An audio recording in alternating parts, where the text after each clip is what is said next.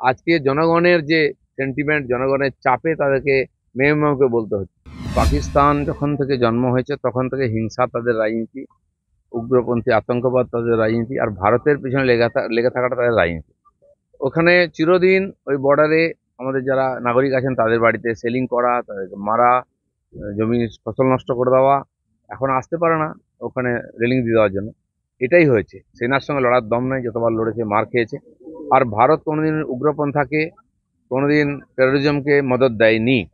ভারত যে ঠিক ছিল এখন ঠেকে সারা দুনিয়া শিখেছে। তাই ভারত তথা নরেন্দ্র মোদীর পেছনে সবাই দাঁড়িয়েছে। এই যারা এইরকম রাষ্ট্র যাদের দম নেই, যাদের সেনারা চাকরি ছেড়ে দিচ্ছে, যাদের সেনাপ্রধান নিজের পরিবারকে দেশের বাইরে পাঠিয়ে দিচ্ছে, যারা সাধারণ মানুষের সঙ্গে নেই, তারা ভারতের সঙ্গে কি লড়বে? আজকে নিজের দেশের মধ্যে যে বৈরী গ্রুপ আছে, সে বালুচিস্তানের হোক বা তালিবান হোক, তাদেরকেই সামলাতে পারছে না। তো সেজন্য এই করে একটু ভয় দেখাবার চেষ্টা করছে, কিন্তু এটা তাদের হিতে বিপরীত। কয়েক হাজার সৈন্যের প্রাণের বিনিময়ে এই বাংলাদেশকে আমরা স্বাধীন করেছিলাম, তাদের মা বোনেদের ইজ্জত বাঁচিয়েছিলাম।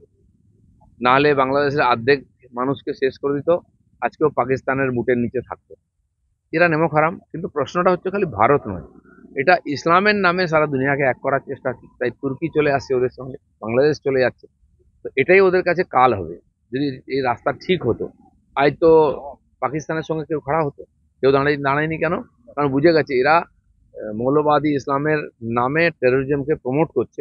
তাই সারা দুনিয়া আজকে ওদের বিরুদ্ধে। তাদেরকে ভাতেও মারা হচ্ছে, তাদেরকে হাতেও মারা হবে। আজ কমিউনিস্ট পার্টি কোনোদিন পাকিস্তানের বিরুদ্ধে বলে না। আমরা দেখে আসছি 75 বছর ধরে পাকিস্তানের অত্যাচার, টেরোরিজম বলেনি। কংগ্রেসও বলবে না। কংগ্রেসের নেতারা পাকিস্তানের পক্ষে বলবে। পাকিস্তানের সুর আর কংগ্রেসীদের সুর এক হয়ে যাবে। তারই বাই প্রোডাক্ট টিএমসিরও সুর সেরকমই। আজকে জনগণের যে সেন্টিমেন্ট, জনগণের চাপে তাদেরকে মেয়ে বলতে হচ্ছে। যদি হিম্মত হয় বলুন টেরোরিজমের বিরুদ্ধে, কারণ আপনি টেরোরিজমকে প্রমোট করছেন।